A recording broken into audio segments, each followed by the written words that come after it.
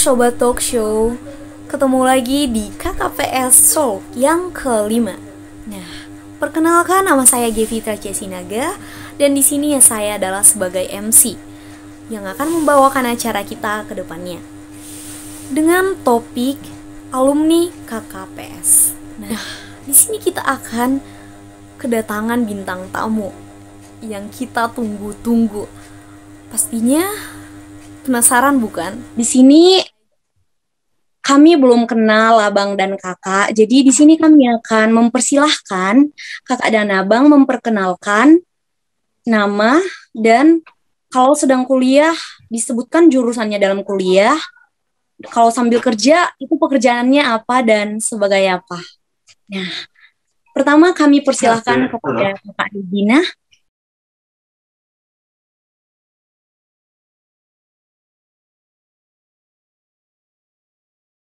Halo semuanya, namaku Regina.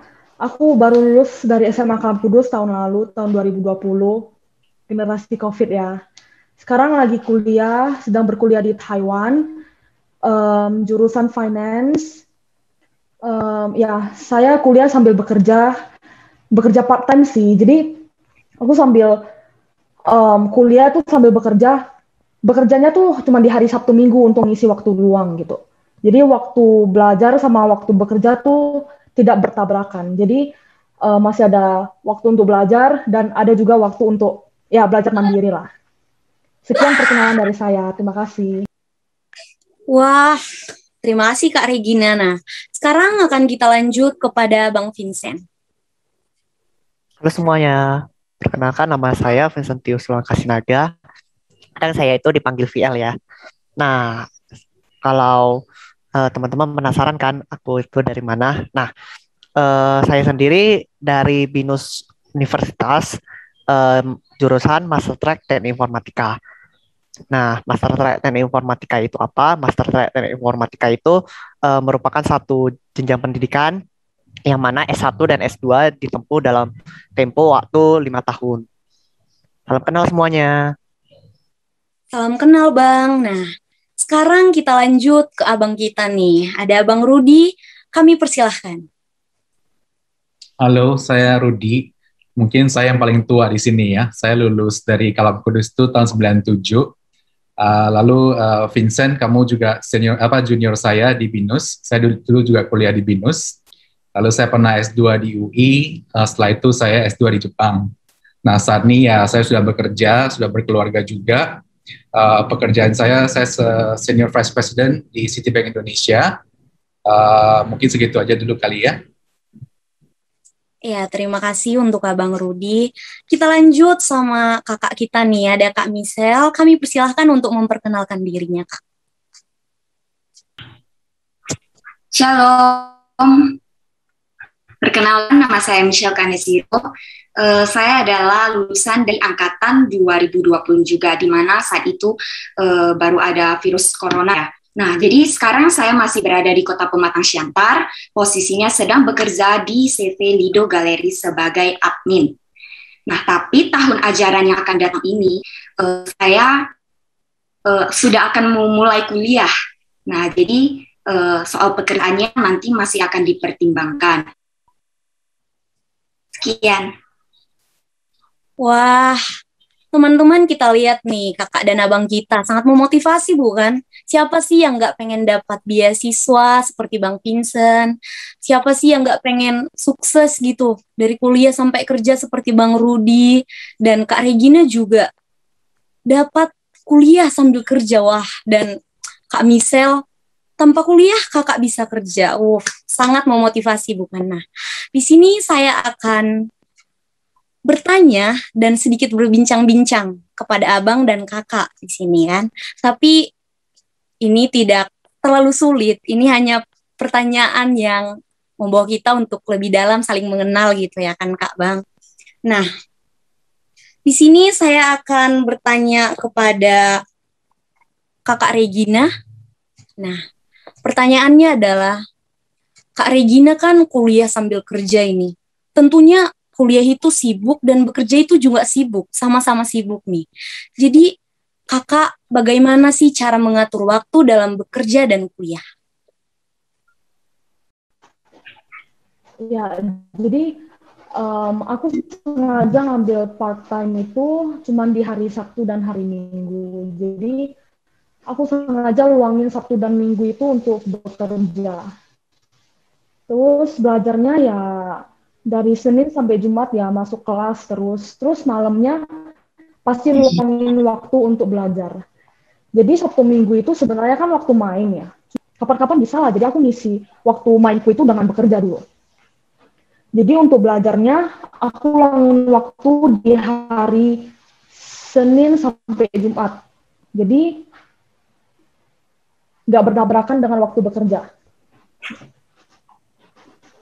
Wah, terima kasih Kak thank you. Regina. Itu sangat bagus ya teman-teman, bisa ditiru gitu karena dari masih muda masih udah bisa cara memanage waktu dengan baik dalam bekerja dan kuliah gitu. Nah, sekarang kami akan bertanya kepada Bang Vincent nih. Nah, Bang Vincent kan dapat beasiswa, tentu adik-adik juga pengen gitu dapat beasiswa. Gimana sih Bang perjuangan Abang dalam mendapatkan beasiswa? Dan mungkin bisa diceritakan sedikit pengalaman gimana usaha-usahanya gitu. Terima kasih.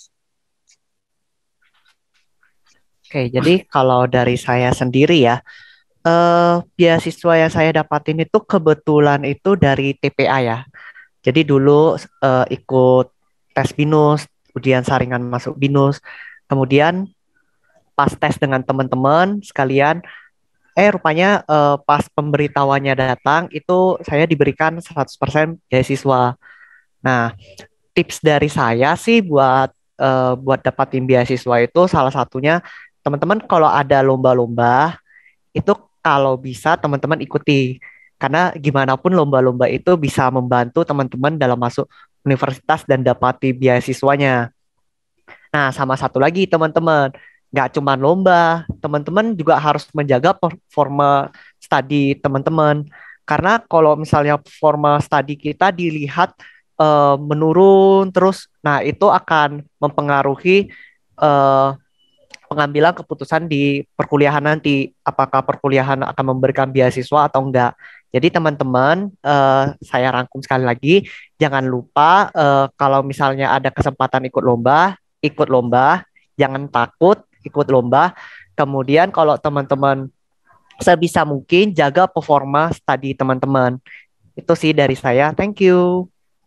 Terima kasih Bang Vincent. Ini nih teman-teman. Sekarang ini lagi daring kan, pasti banyak nih godaan-godaan malas, pengen tidur-tiduran aja gitu. Jadi itu harus dijaga. Seperti Bang Vincent, rajin. Utamanya adalah rajin. Dan kita tidak boleh bermalas-malasan. Nah, pertanyaan selanjutnya adalah kepada Abang Rudi. Nah, Bang Rudi kan udah melewati masa kuliah, dan sekarang udah bekerja. Waktu kuliah itu Abang dapat jurusan apa sih, dan waktu bekerja ini bekerja sebagai apa gitu? Dulu saya waktu kuliah di BINUS, saya ambil jurusan sistem informasi. Sama seperti Vincent juga ya, yang Vincent bilang tadi itu benar. Kalau mau dapat beasiswa, ya Anda itu harus siap. Siap itu maksudnya CV-nya itu harus jelas gitu ya. Dulu pernah ikut lomba apa, lalu keahliannya apa, itu perlu ditonjolkan. Dan memang saya kuliah di BINUS selama 4 tahun. Setelah itu saya bekerja sebagai programmer lah boleh dibilang ya. Saya dulu cukup fasih di Java. After a while, saya pingin kuliah lagi. Saya ambil jurusan teknologi informasi di UI, program master. Tapi di semester kedua, saya ditawarkan untuk kuliah di Jepang. Makanya saya langsung ke Jepang. Saya ambil jurusan e-business management, kuliah setahun di sana, dapat master, baru saya mulai berkarir di bank. Nah, memang berkarir di bank ini memang agak kebetulan ya, karena jurusannya kan cukup beda sebenarnya. Cuman dari keahlian teknologi informasi itu memang waktu itu cukup dibutuhkan, jadi saya mendapat kesempatan. Saya udah kerja di bank di Jepang ya waktu itu ya, saya mulai di Citibank juga di Jepang. Setelah itu saya pindah ke Deutsche Bank di Jepang juga, sempat bekerja ke beberapa negara, mulai dari China, ke Korea, Malaysia, terakhir di Indonesia. Nah, jadi ya saya boleh bilang sih memang karir saya udah cukup panjang ya. teman-teman baru mulai, dan saya rasa sih memang semua anak-anak Kalam Kudus itu punya kesempatan yang besar untuk bisa sukses di dunia karir juga ya. Wah, gimana nih teman-teman? Abang Rudi sendiri itu udah seperti bekerja sambil menjelajahi loh. Berkeliling. Pasti teman-teman juga pingin kan, seperti Abang Rudi. Dan ini nih Bang Rudi, kami mau menanya, sewaktu SMA nih, SMA di Kalam Kudus, apakah ada pelajaran yang Abang dapat gitu, bekal untuk Abang sekarang ini apa itu? Kalau saya sih ya, saya bersyukur ya dulu bisa sekolah di Kalam Kudus.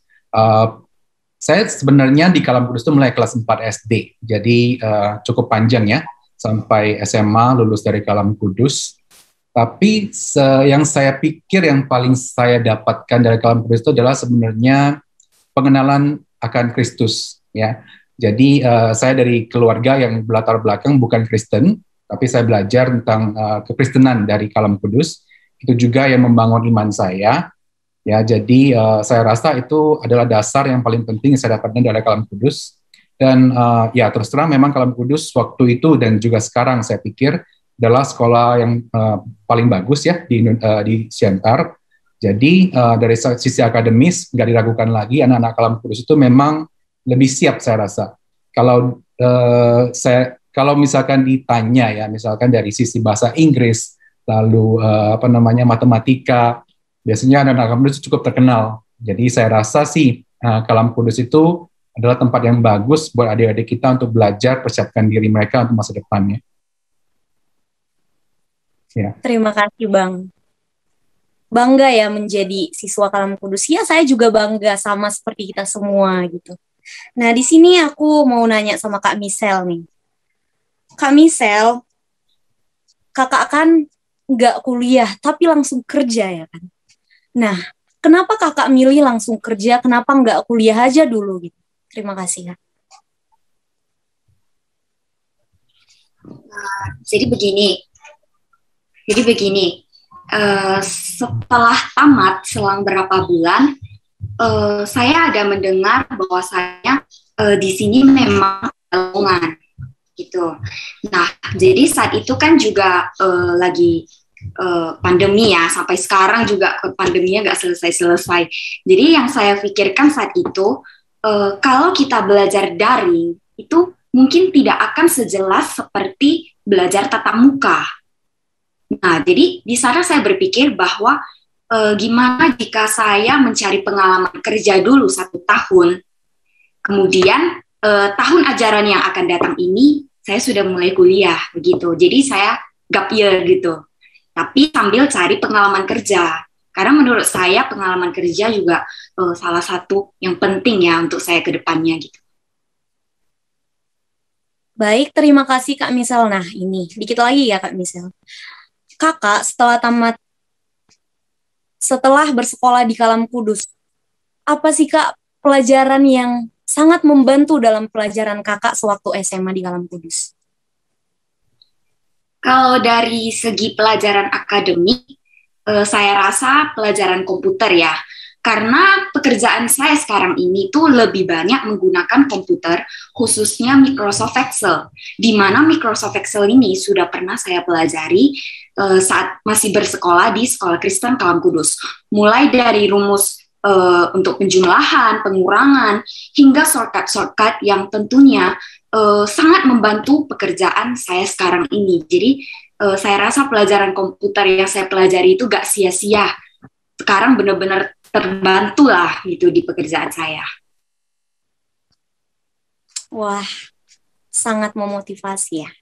Nah, sekarang kembali lagi nih sama Kak Regina. Kak Regina, kenapa sih milih kuliah sambil kerja? Kenapa nggak kuliah aja? Kenapa nggak kayak Kak Michelle kerja aja dulu gitu? Kenapa?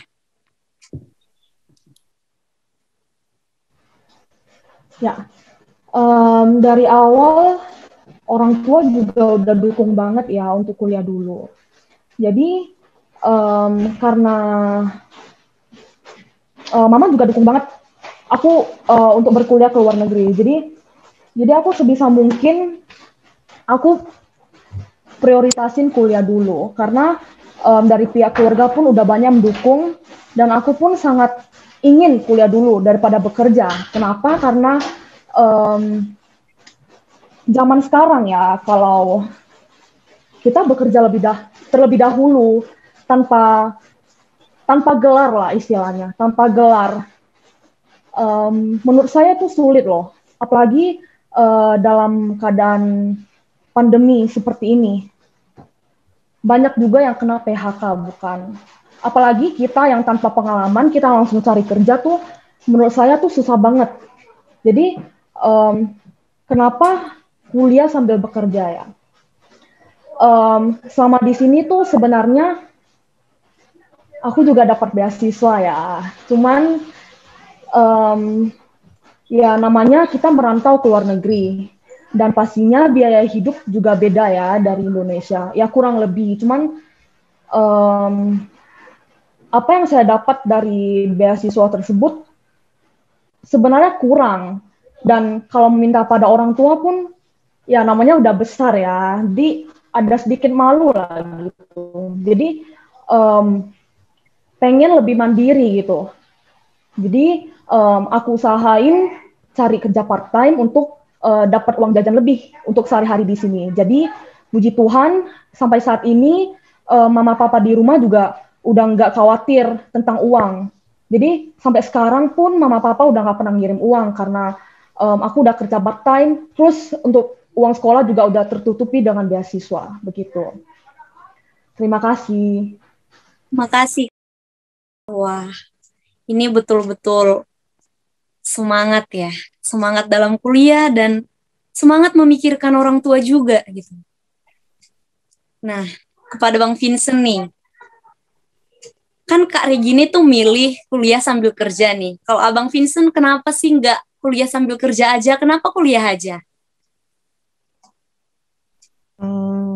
Pertanyaan yang cukup menarik ya.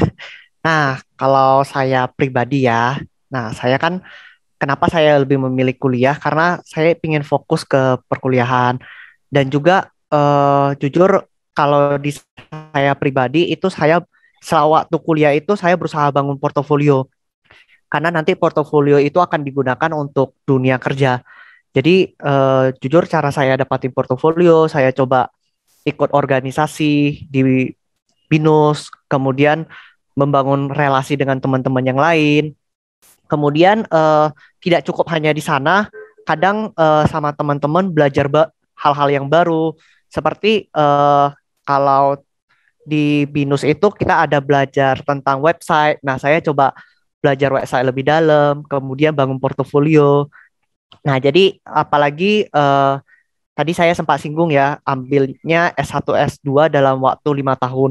Jadi saya lebih memilih untuk berfokus ke perkuliahan dulu. Itu sih kalau dari saya.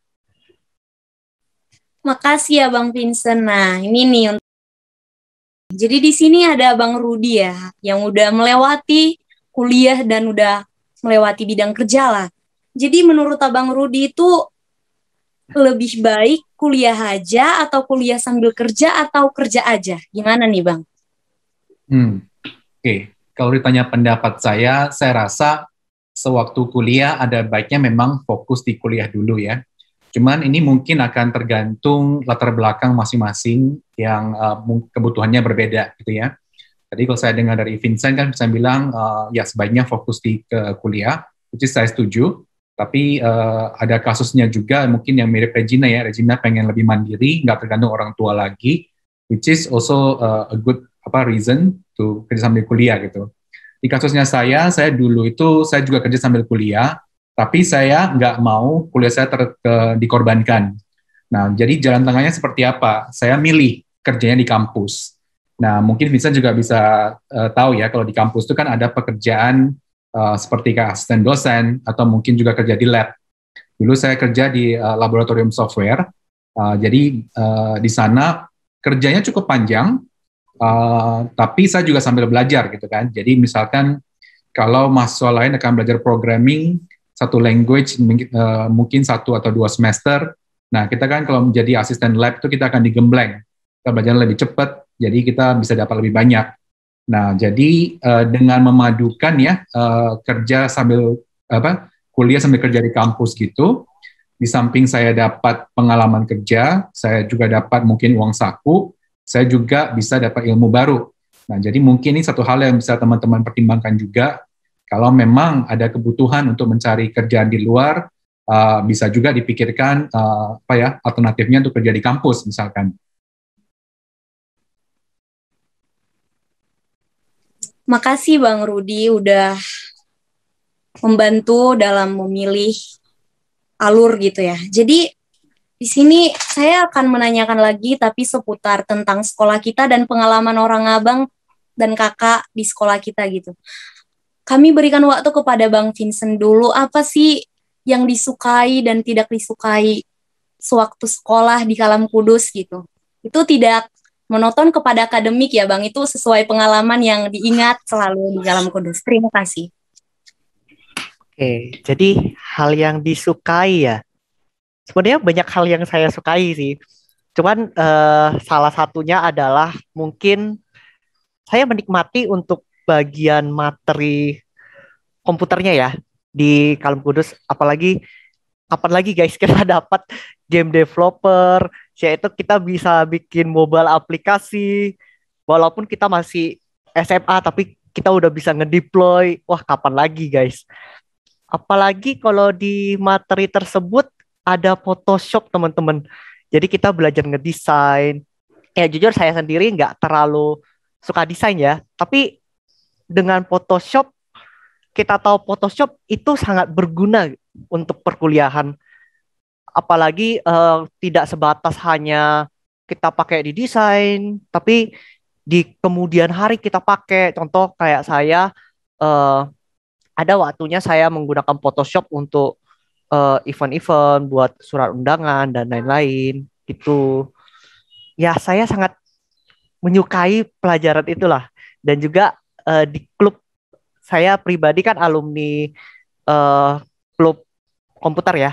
Jadi di sana Pak Andi yang ngajarin saya basis-basis komputer, basis-basis programming, sehingga pada saat masuk BINUS, ya jujur di semester 1 dan 2 saya tidak terlalu kesulitan lah di bidang programmingnya, karena di dasar sudah ada fondasinya.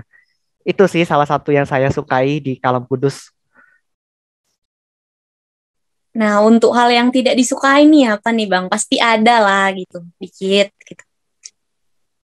Hal yang tidak disukai ya, secara general sih tidak ada ya. Cuman ya seperti yang saya bilang tadi, saya bukan tipe orang yang suka desain ya.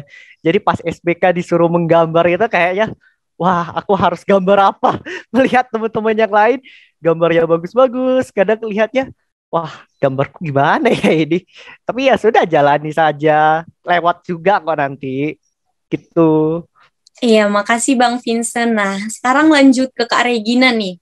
Hal yang paling disukai dan gak disukai di sekolah itu apa sih? Ya. Udah belum? Oke, Kak Regina mungkin tadi ada putus-putus ya karena jaringan juga, tapi nggak apa-apa. Nah, kami akan nanya nih sama Bang Rudi. Bang Rudi mungkin masih ada ingat sedikit gitu masa-masa sekolah di Kalam Kudus itu apa sih gitu yang paling diingat, paling disuka dan nggak disuka, Bang? Ya, kebetulan memang udah cukup lama ya, tapi pasti saya masih ingat dulu di Kalam Kudus seperti apa. Mungkin satu hal yang paling berkesan itu adalah saya rasa guru-guru di Kalam Kudus itu benar-benar guru yang terpilih, yang care sama murid-muridnya gitu ya. Saya mungkin nggak bisa membandingkan dengan sekolah lain karena memang nggak pernah sekolah di tempat lain. Tapi kalau saya lihat ya, misalkan saya waktu di SMA dulu, di Kalam Kudus itu kan kayak ada bimbingan karir ya namanya, kalau nggak salah. Sekarang namanya apa saya nggak tahu. Menurut saya itu cukup bagus ya. Jadi anak-anak SMA udah diberikan sedikit pembekalan. Kira-kira setelah lulus SMA itu maunya kemana gitu. Nah, zaman dulu itu sama sekarang ini agak beda. Tadi kalau saya dengar ya teman-teman belajarnya komputer sekarang, programming ya. Zaman dulu masih ada mata pelajaran namanya belajar mengetik. Ya, nah, jadi itu dulu masih jadul ya. Belajar mengetik aja itu masih diajarin gitu. Sekarang nggak penting lagi kan, semuanya udah dianggap bisa sendiri gitu. Nah, jadi memang selama sekolah itu dibekalin, nanti kalau misalkan lulus mau kerja, ya paling nggak udah ada keterampilan. Tapi kalau lulus mau kuliah, kira-kira kemana, juga dikasih tahu pandangannya nanti kalau kuliah itu seperti apa. Nah, yang ini saya rasa cukup bagus ya, dan cukup revolusioner, mengingat tahun 97-an gitu ya. Nah, jadi kepala sekolah dan guru-guru sudah punya visi seperti itu, yang saya rasa cukup bagus untuk membekali orang, jadi orang punya roadmap, kira-kira nanti setelah ini saya mau kemana gitu. Itu yang menurut saya sangat bagus ya. Jadi mudah-mudahan sekarang masih ada seperti itu, jadi cukup membantu untuk murid-murid yang sekarang gitu. Nah, lalu mungkin pertanyaan berikutnya, yang paling saya nggak senang itu apa? Mungkin bukan yang paling saya nggak senang ya, cuman dulu itu saya tipe yang senang, mungkin tipe yang belajar gitu ya, bukan tipe yang atletis yang kayak olahraganya bagus gitu ya. Nah, kalau pelajaran olahraga itu saya selalu mungkin yang terbelakang gitu loh. Nah, jadi ya feelingnya selalu, aduh, pada pelajaran olahraga, ada lomba apa tuh, mungkin saya nanti paling belakang lagi gitu, which is not so fun gitu ya. Nah, kalau dulu, nggak tahu sekarang gimana ya, orang-orang yang punya keterampilan di bidang olahraga, cenderung orang-orang yang tipenya mungkin lebih outgoing ya, lebih popular, dan kalau dulu menang olahraga apa tuh, waduh, kayak piala yang diberikan tuh banyak sekali gitu ya. Tapi kalau yang pinter sekolah kayaknya ya kurang menonjol itu ya. Tapi kalau saya ikutin sekarang misalkan kan kadang-kadang Bu Paulina suka ini ya, posting di sosial media. Saya lihat anak-anak yang sekarang yang berprestasi di bidang akademik juga cukup ditonjolkan. Jadi menurut saya itu adalah hal yang bagus ya untuk memotivasi orang. Jadi dari sisi atletik, misalnya dari sisi olahraga juga bagus, dari sisi belajarnya juga ditonjolkan. Jadi semua orang tahu kira-kira posisi saya di mana, dan saya mau mengembangkan apapun bisa dihargai. Seperti itu kali ya. Terima kasih untuk Bang Rudi. Nah, untuk Kak Misel nih, kami juga mau nanya. Kak Misel, apa sih hal yang paling berkesan waktu SMA yang disuka dan nggak disuka?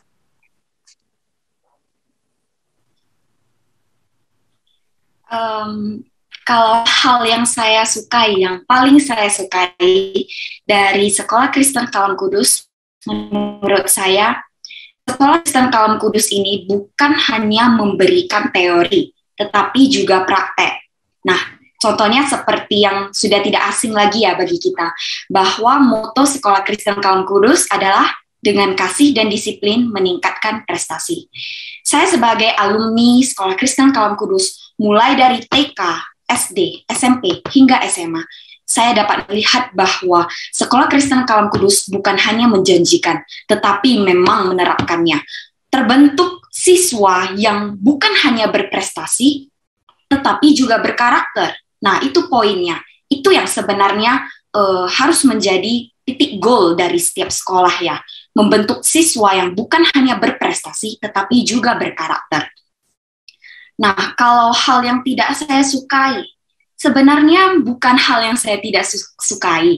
Hanya mungkin ada beberapa hal yang perlu diimprove dari sekolah ya. Ya, hal-hal yang sederhana saja, mungkin mulai dari fasilitas-fasilitas yang perlu diimprove lagi, kemudian suasana belajarnya, ya hanya hal-hal sederhana. Kemudian hal yang berkesan selama saya ada di Sekolah Kristen Kalam Kudus, yang pertama, dukungan dari pihak sekolah, mulai dari kepala sekolah, guru-guru, staf dan pegawai, hingga teman-teman saya, ketika saya punya jadwal hendak mengikuti suatu perlombaan, kegiatan, atau event lainnya, itu mereka benar-benar memberikan support yang luar biasa untuk saya.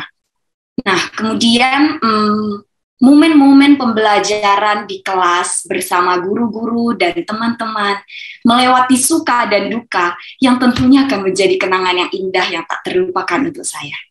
Terima kasih. Baik, terima kasih Kakak. Nah, tadi Kak Regina jaringannya kurang bagus ya, jadi kami belum mendengar gitu apa kesan yang disukai dan tidak disukai. Jadi kami ingin Kakak mengulangnya. Terima kasih. Ya, oke. Suaraku udah jelas belum? Ya, terus Jadi aku sekolah Kalam Kudus tuh dari TK sampai tamat SMA ya. Jadi dari pengalaman saya bersekolah begitu lama di Kalam Kudus tuh sebenarnya banyak yang berkesan ya. Tapi yang paling berkesan tuh masa-masa SMA sih. Like kita dari kelas 1 sampai kelas 3 SMA itu dalam satu kelas semua. Jadi kita build a memory dalam 3 tahun itu berbarengan semua. Ya kan, Vin? Ya, jadi suka duka dalam kelas itu memorable banget.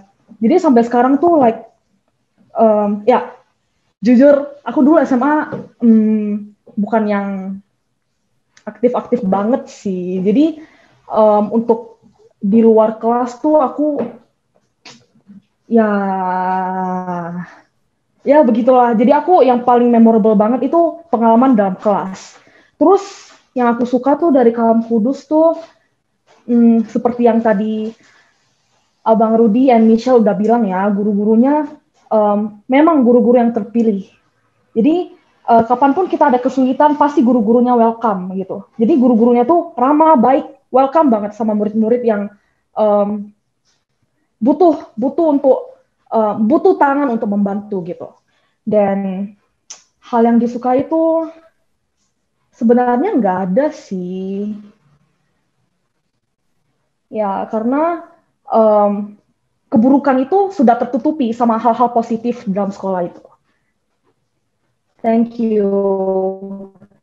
Makasih untuk Kak Regina, Bang Vincent, Bang Rudy, dan Kak Michelle.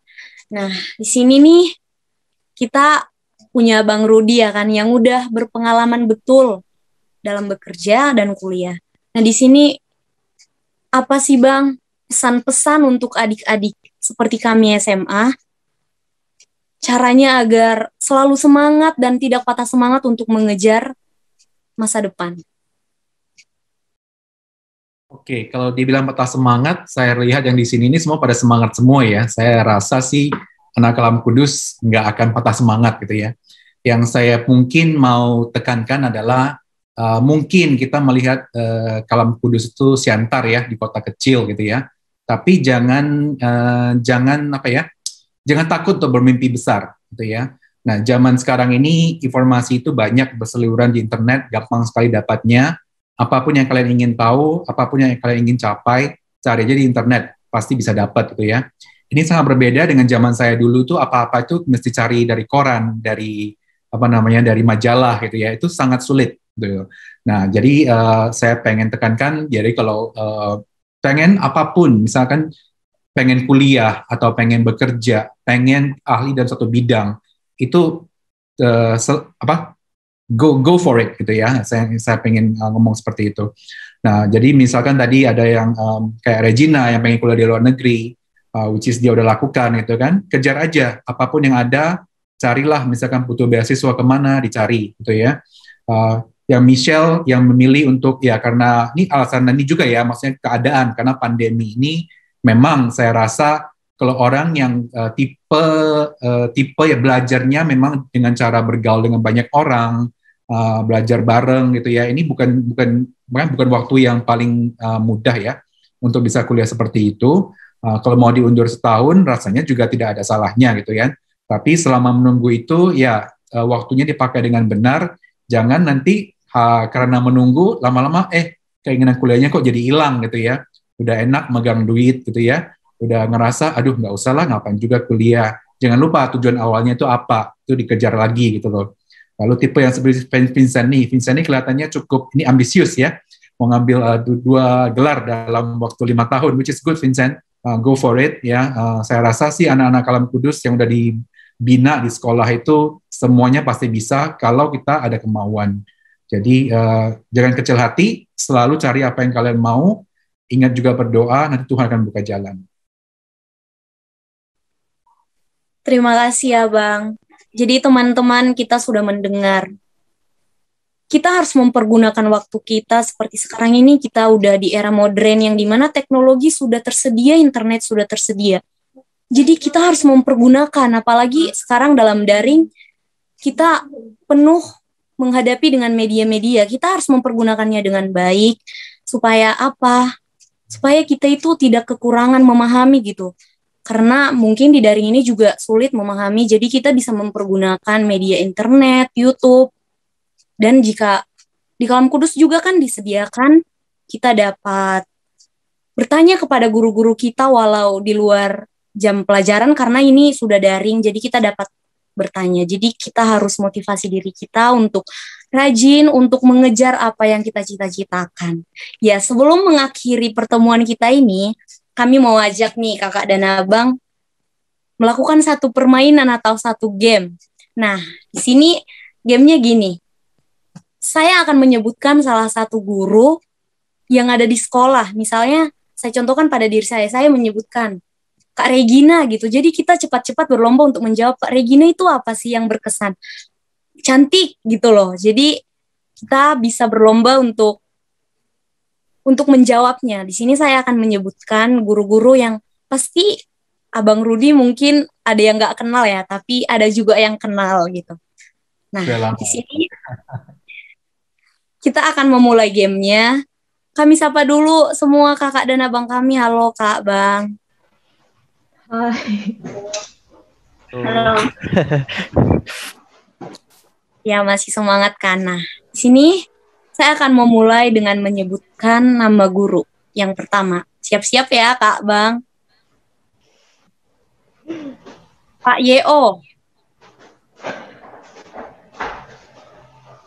Lawak. Kelapa. Baik. Baik, yang kedua adalah guru penjas ya, Pak Lindung. Bunting. Galak. Disiplin. Disiplin.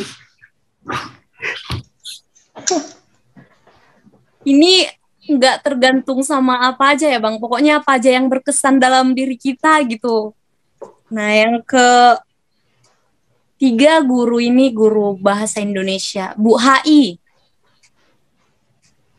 Baik, lemah lembut. Lemah lembut ya. Nah, kami mau nanya Bang Rudi nih, Bang Rudi guru yang Abang kenal di Kalam Kudus itu salah satunya siapa? Yang masih mengajar di sana sampai sekarang? Terus terang saya kurang tahu ya sekarang yang masih mengajar tuh siapa aja ya.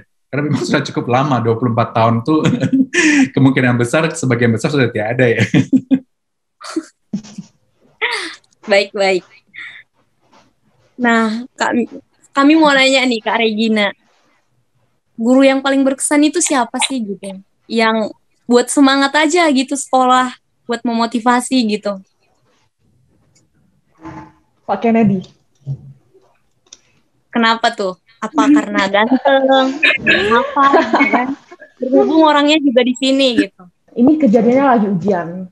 Dan Bapak ini sengaja gitu. Sengaja kasih kita waktu sekelas untuk build a memory. Jadi Bapak ini sengaja kasih kita waktu bonding gitu, biar kita ada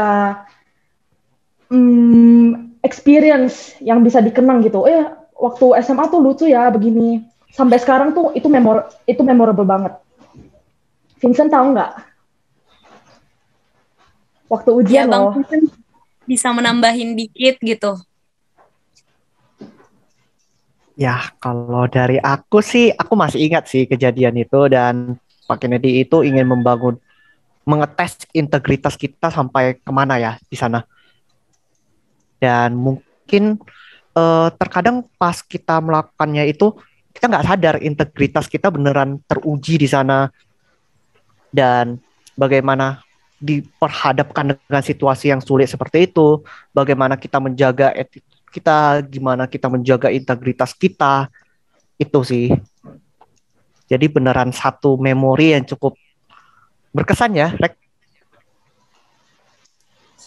Baik, makasih Kak Bang. Ini mungkin kita udah berbincang-bincang cukup dalam ya, cukup udah lama sekali waktu, dan Abang dan Kakak juga udah memberikan waktu kepada kami untuk mengulas, memberikan sedikit motivasi kepada kami, itu sangat berharga bagi kami. Dan Terima kasih Kak Bang atas waktunya yang udah diberikan kesempatan ini, dan kami akan selalu mengingat pesan-pesan moral dari Kakak dan Abang, dan semoga kami juga adik-adik yang bersekolah di Kalam Kudus sukses dan bisa menjadi yang terbaik gitu utusan, dan kami bisa membawa nama Kalam Kudus itu terbaik lah. Makasih Kakak Abang, semoga kita dapat bertemu di lain waktu gitu, walau tatap muka, dan walaupun secara virtual kayak gini kami juga udah bersyukur sekali gitu. Makasih juga Gevi.